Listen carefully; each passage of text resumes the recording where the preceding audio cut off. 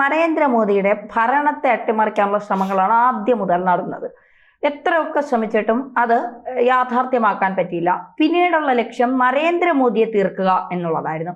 അതിനുവേണ്ടി ഇപ്പോഴും പലരും പല സ്ഥലങ്ങളിൽ നിന്ന് ശ്രമിക്കുന്നുണ്ട് എന്നുള്ളതാണ് യാഥാർത്ഥ്യം. അതിൻ്റെയൊക്കെ ചില സൂചനകൾ നമുക്ക് ബംഗ്ലാദേശിൽ നിന്നും മഹാരാഷ്ട്രയിൽ നിന്നൊക്കെ ലഭിച്ചിട്ടുണ്ട്. ഈ ആസിയാൻ ഉച്ചകോടിയിൽ കരാറിൽ പോലും പങ്കെടുക്കാൻ മോദി പോകാത്തത് ഇത്തരത്തിൽ ചില സൂചനകൾ കിട്ടിയതിന്റെ അടിസ്ഥാനത്തിലാണ് എന്ന് പറയുന്നു.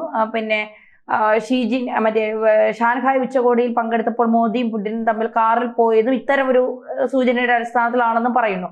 നമുക്ക് SPG ഉണ്ട്, റോയ് ഉണ്ട്, നമ്മുടെ സുരക്ഷാ സംവിധാനങ്ങൾ ഏറ്റവും മികച്ചതാണ്.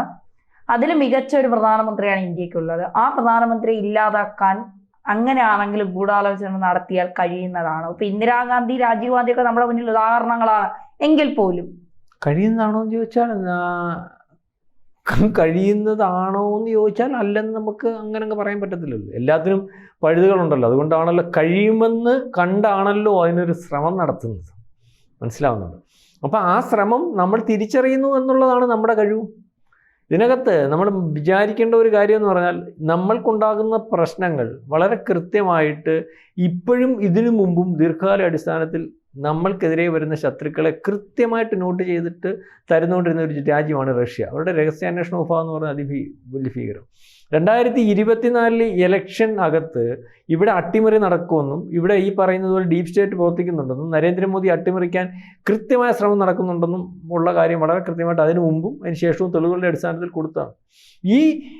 ഇപ്പം ഈ നരേന്ദ്രമോദിയുടെ വധവുമായിട്ട് ബന്ധപ്പെട്ട് വളരെ ദീർഘകാല അടിസ്ഥാനത്തിൽ ഗൂഢാലോചന ദേശീയ തലത്തിൽ തന്നെ ചർച്ചയായിട്ടുണ്ട്.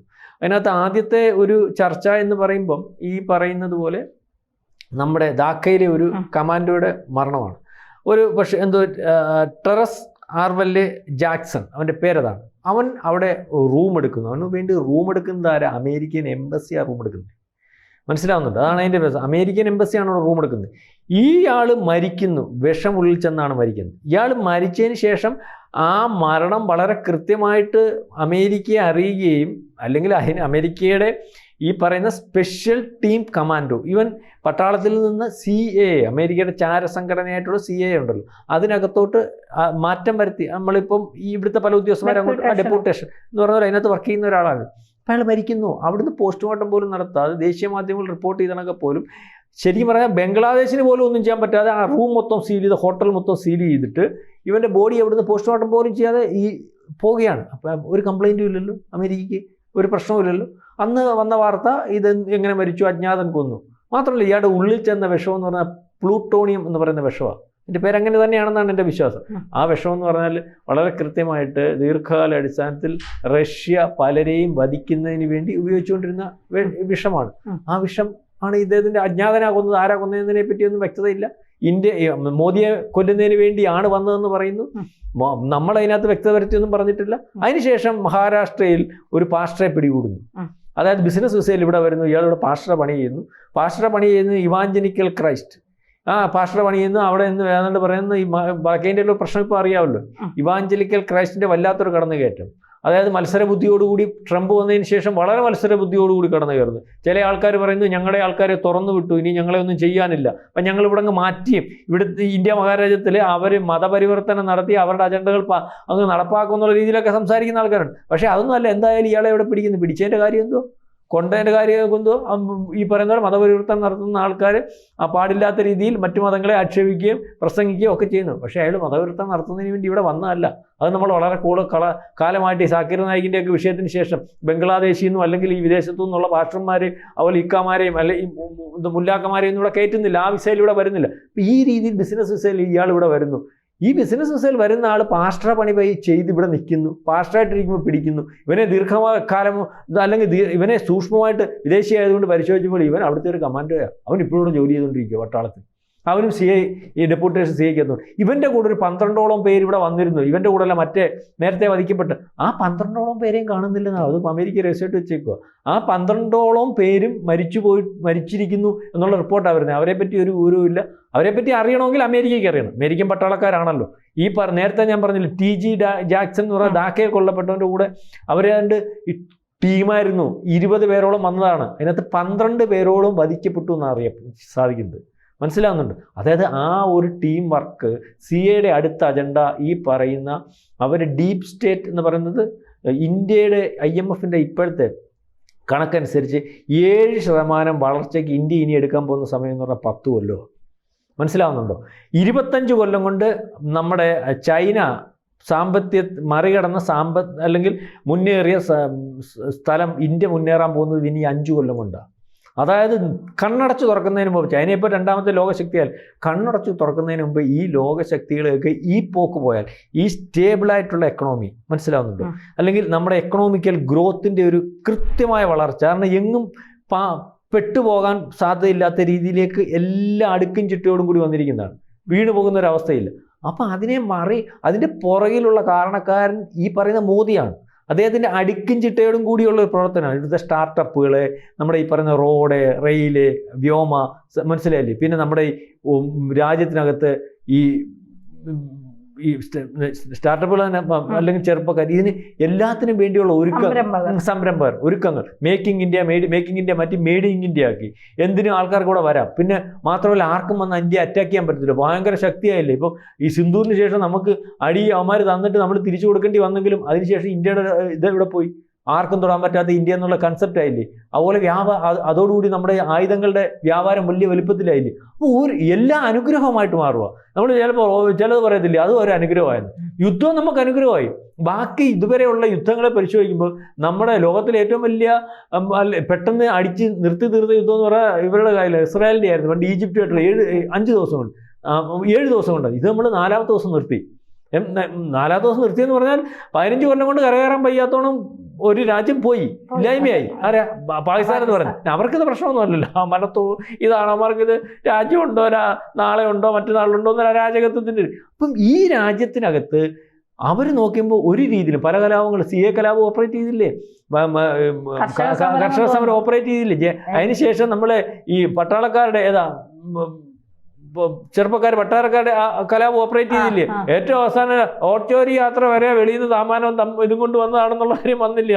കൊച്ചാട്ടൻ നമ്മുടെ രാഹുൽ ഗാന്ധി വാഹം പിടിച്ചാൽ എന്തൊക്കെ കൊണ്ടുവന്നാലും പരാജയമാണെന്നൊക്കെ അദ്ദേഹം കൊണ്ടുവന്നതിൻ്റെ ടൂൾ കിറ്റ് എവിടെ നിന്നാന്ന് മനസ്സിലല്ലേ. അപ്പം കലാപങ്ങൾ എന്ന് പറഞ്ഞാൽ ഈ ഇവിടെ ഒരുക്കി നിർത്തിയിരുന്ന ബംഗ്ലാദേശികളെ, രോഹിംഗ്യങ്ങളെയും കൊണ്ടാ ജയിക്കാന്ന് വെച്ചാൽ അതിനെല്ലാവരും അടിക്കുക. ലഡാക്കിൽ ഒരു സാറ് വന്നു, ആ സാറിനെ അടുത്തിട്ടേക്ക് എവിടെ വന്നു പോലും അറിയത്തില്ല. മനസ്സിലായില്ലേ. പുള്ളി വലിയ സ്വാതന്ത്ര്യ സമര സേനാനി മറ്റേ മറിച്ചൊക്കെ. അത് കൃത്യമായിട്ടില്ല പൂച്ച എരിയെ പിടിക്കുന്ന കൃത്യം കൈത്തേലങ്ങ് പിടിക്കുക.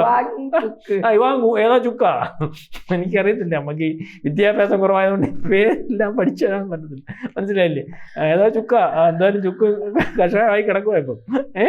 അപ്പം അകത്ത് കിടക്കുക. അപ്പോൾ ഇതിനകത്ത് അവർ പഠിച്ചപ്പോൾ ഇതിനകത്ത് നേരത്തെ 75ാമത്തെ വയസ്സിൽ BJPക്കകത്ത് പ്രശ്നം ഉണ്ടാക്കാൻ വേണ്ടി BJPയുടെ ഭാഗമല്ലാതെ BJPക്കകത്ത് പല പാർട്ടി മാറി ഇങ്ങോട്ട് വന്നിട്ടുണ്ട്. അങ്ങനത്തെ ഒരു 32 MP പിടിച്ചിരുന്നത് അത് BJP കണ്ടെത്തി. അതാ നമ്മുടെ ഇപ്പം എവിടെയാന്ന് പോലും അറിയാൻ പറ്റാത്ത ഒരു ഉപരാഷ്ട്രപതി ഉണ്ടല്ലോ ഇടയ്ക്ക് വെച്ച്. ഞാൻ നാളെ രാജിവെക്കെ ഇങ്ങനെ തൊണ്ടയ്ക്ക് വേനയാന്ന് പറഞ്ഞുകൊണ്ട് പോയത്. അയാൾ എന്ത് ചെയ്യും? അയാൾ ഇതിൻ്റെ ഒരാളായിരുന്നു. മനസ്സിലായില്ലേ. എന്തോ അറിയത്ത് പോലുമില്ല, മിണ്ടുന്നില്ലല്ലോ. ഇത്ര അച്ചടക്കമുള്ള ഒരു ഉപരാഷ്ട്രപതിയെ കണ്ടുണ്ടോ? ആ പുള്ളി അത് കയറിച്ചിട്ടില്ല. അതിന് ശേഷമാണ് ഒരു സുപ്രഭാത്. അപ്പം അതിൻ്റെ ഈ ഒരു ചരട് പരിയുടെ ഭാഗമായിട്ട് നിന്ന ഒരാളായിരുന്നു. മനസ്സിലാവുന്നുണ്ടോ? അതായത് ഇതിനകത്ത് പ്രശ്നം ഉണ്ടാക്കി മോദിയെ മാറ്റുന്നതിന് വേണ്ടി 75 വയസ്സാകുമ്പോൾ, മോദിക്ക് 75 വയസ്സാകുമ്പോൾ ഒരു വിഷയം ഉണ്ടാക്കി. 75 വയസ്സ് കഴിഞ്ഞപ്പോൾ ഒരു വിഷയമില്ല. 75 വയസ്സിന് വേണ്ടി ഒരു വിഷയം. ഏറ്റവും വലിയ സങ്കടം ആറിയൊക്കെയായിരുന്നു. കാരണം തൂക്കോളൊക്കെ എടുത്തോണ്ട് പോകുന്ന പോലെ ഇങ്ങനെ ഈ തോളെ കൂടെ 4 പേര് നിന്ന് അവനെ എടുത്തോണ്ട് അവനാ പറയുന്നത് മോദിക്ക് പ്രായമായെന്ന്. മനസ്സിലായില്ലേ. മോദിക്ക് പ്രായമായെന്നാ പുള്ളി പറയുന്നത്. അയാൾക്ക് പ്രായമില്ലല്ലോ. മോദി നല്ല ചെറുക്കന്മാർ 17 വയസ്സുള്ള ചെറുക്കൻ കയറുന്ന പോലെ ഇടപെടാന്ന് കയറി പോകുന്നത്. ഇയാൾക്ക് നടക്കാൻ വയ്യാന്ന് ഒരു കാലെടുത്ത് വെച്ചിട്ട് അടുത്ത് നിൽക്കുന്നതിന് നോക്കും, മറ്റേ കാലത്തൊക്കെ അയാൾ അവരുടെ മോദിക്ക് പ്രായമായത്. കോൺഗ്രസിന്റെ ആവശ്യം അവരുടെ പാർട്ടിക്ക് രാഹുൽ ഗാന്ധി യുവ നേതാവാ. അപ്പൊ അവരുടെ ആവശ്യം മോദിക്ക് 75 വയസ്സോടാ. ഇവനെന്താ വേണോടാ മോദിക്ക് 75, 80, 95 ആവുന്നതിന് അവരവരുടെ കാര്യം തീരുമാനിച്ചു. അതാ വലിയ പ്രശ്നം. മോദി മാറിയ അവരുടെ മോദി മാറിയ വേറെ ആളിനെ വെച്ചിട്ട് എടുക്കാമെന്ന്. അതാ മോദി മാറിയ ഇതിന്റെ 10 ഇരട്ടിയുടെ വലിപ്പമുള്ള മോദി അവരുടെ ഷെഡിൽ ഇരിപ്പുണ്ട്. അവരുടെ ഈ RSSന്റെ. ഇവർക്ക് ഇനി അറിയത്തില്ല. ഇതിനെ എടുത്തുകൊണ്ട് വന്നപ്പോൾ എല്ലാവരും പറഞ്ഞു ഓക്കെ. ഈ മോദി വന്നപ്പം ഇവിടുത്തെ കോൺഗ്രസിന്റെ അന്നത്തെ വിഷ്ണുനാഥിനെ അറിയോ? വിഷ്ണുനാഥ് പറഞ്ഞു ഇനി എന്തോ പാട്, ആ 2022 കാര്യം മാത്രം പറഞ്ഞാൽ പോരെ. ആ നരഭോജി നമ്മൾ ഈസിയായിട്ട് എടുത്ത പ്രാവശ്യം അധികാരത്തിൽ വരുന്നു, ഇറങ്ങി ഇങ്ങോട്ട് നിന്നപ്പോഴാണ് അറിയുന്നേ എന്ന് പറഞ്ഞാൽ അത് വെച്ചിട്ട് ചെയ്യാൻ നോക്കിയാന്ന്. ഒരു പ്രശ്നമില്ല, പുള്ളി തന്നെ കൊണ്ടുവന്നെന്ന്. ഇവന്മാരെ കണ്ടതാണോ RSS കണ്ടേ? യഥാർത്ഥ മുഖം ഇപ്പൊ കണ്ടപ്പം ഇല്ല ശ്രീകൃഷ്ണ വാവളെന്ന പോലെ ആയിപ്പോയി അമ്മയുടെ മുമ്പിലേ. അതെ, ലോകം മൊത്തം കണ്ടില്ലേ വാ തുറക്കാൻ പറഞ്ഞത് എന്ന് പറഞ്ഞാലേ മോദി ചൊവ്വ പൊളന്നിട്ടില്ല വാ, ഇപ്പോഴും ഇങ്ങനെ ഇരിക്കോ, മനസ്സിലായില്ലേ? അപ്പൊ അന്നേരം പറഞ്ഞ അവരുടെ ഈ മോദി മാറിയാ വേറെ ആൾ വന്നാ വരാമെന്ന്. അപ്പം ഞാനീ പറഞ്ഞു വന്നത് ഇവിടുത്തെ ഇതിനകത്ത് ആഭ്യന്തര ശത്രുക്കളായിട്ടുള്ള ഇവരും ഈ പറയുന്നത് പോലെ ഇന്ത്യയെ തകർക്കുന്നതിന് വേണ്ടി ഇതുവരെ കൂട്ടുനിന്ന ആഭ്യന്തര ശത്രുക്കളെ ഇതുവരെ കൂട്ടുനിന്ന് അപ്പം ഇതിനകത്ത് റെസ്യൂം ചേഞ്ചിന് വേണ്ടിയുള്ള ശ്രമം. കാരണം BJP-യെ മാറ്റാൻ നോക്കി. അപ്പം അതായിരുന്നു ഏറ്റവും അവസാനം അവർ നടത്തിയ 2024 അജണ്ട. അത് നടക്കത്തില്ല ഇപ്പം. എന്നിട്ട് ഈ പറയുന്ന പോലെ BJP-ക്കകത്ത് ഭൂരിപക്ഷമില്ലല്ലോ, സ്പ്ലിറ്റ് ഉണ്ടാക്കാൻ നോക്കി, അതും പരാജയപ്പെടുന്നു. കലാപങ്ങളെല്ലാം പരാജയപ്പെടുന്നു. അപ്പം ഇനി ഒറ്റ മാർഗം ഇതുവരെ ചെയ്തപോലെ ലാൽ ബഹദൂർ ശാസ്ത്രി ചെയ്തപോലെ, സുഭാഷ് ചന്ദ്രബോസിനെ ചെയ്തപോലെ, ഈ പറയുന്ന നമ്മുടെ ഇന്ദിരാഗാന്ധി ചെയ്തപോലെ, ഏറ്റവും അവസാനം രാഹുൽ ഗാന്ധി മരണത്തിന് ക്ലെയിമുണ്ട്. ഈ മോദിയെ വധിക്കുന്നതിന് വേണ്ടി ഒരു ശ്രമം, ഒരു ഗൂഢാലോചന വളരെ കൃത്യമായിട്ട് നടക്കുന്നുണ്ടെന്നും അതിൻ്റെ എല്ലാ വിവരങ്ങളും കൃത്യമായിട്ടും നമ്മുടെ രഹസ്യാന്വേഷണ വിഭാഗത്തിന് കിട്ടുന്നുണ്ട്. അത്ര ക്ലീൻ അല്ലെങ്കിൽ സൂക്ഷിച്ചും കണ്ടും ഇടപഴകിയും ഒക്കെയാണ് ഈ പോകുന്നത്. ഇപ്പം ഈ സക്കീർ നായിക്കും ഈ പറയുന്നത് പോലെ ഹാഫീസ് ചെയ്തു ഇവന്മാർ രണ്ടുപേരും കൂടെ വലവട്ടം മാറ്റാൻ ഇവിടെ നിന്ന് ആലോചിച്ചപ്പോൾ ഇവിടെ ഇന്ത്യയിൽ നിന്ന് ആലോചിക്കേണ്ട, മലേഷ്യയിലൊക്കെ നിന്ന് ആലോചിച്ചാൽ മതി. മറ്റേ ഹാഫീസ് ചെയ്തെന്ന് പറഞ്ഞവനെ POK വന്നിട്ട് നമ്മൾ ഇവിടെ പോലെ റിപ്പോർട്ട് ചെയ്തപ്പോൾ അവിടെ നിന്ന് ഓടിയതാണ്. അപ്പം എവിടെങ്കിലുമൊക്കെ ഇരുന്ന് ആലോചിക്കുന്നതല്ലാതെ ഇവന്മാർ ആലോചിച്ചുകൊണ്ടിരിക്കുമ്പോൾ പ്ലൂട്ടോണിയം ഉണ്ടാക്കി ചെല്ലാതിരിക്കാനുള്ള മാർഗം എന്തെങ്കിലും ഉണ്ടെങ്കിൽ നോക്കിക്കോണം. കാരണം മറ്റേ ഒരുത്തനെ ആലോചിച്ച് എംബസിയുടെ കെയർ ഓഫിൽ അവരും 12 പേരും പ്ലൂട്ടോണിയം ഈ പ്ലൂട്ടോണിയം എങ്ങനെ ചെല്ലുന്നെന്ന് അവർക്കറിയത്തില്ല, മനസ്സിലായില്ലേ?